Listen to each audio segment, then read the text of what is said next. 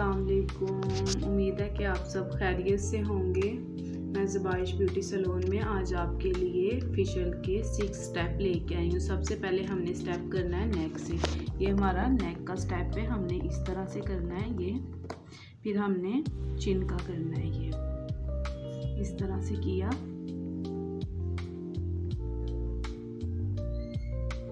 ये हमने इधर से किया, ये हमने नोज का किया, ये फिर ये वाली चीज,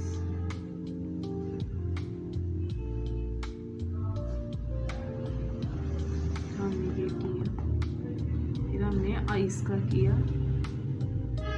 ये 3 टाइम करना है, 2 3।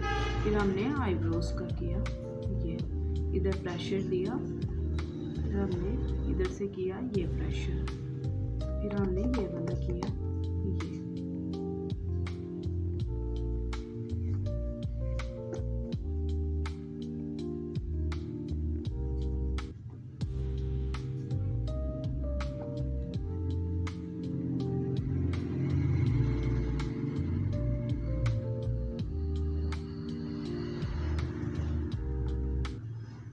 जब भी हमने लास्ट करना है हमने प्रेशर पॉइंट इधर देना है।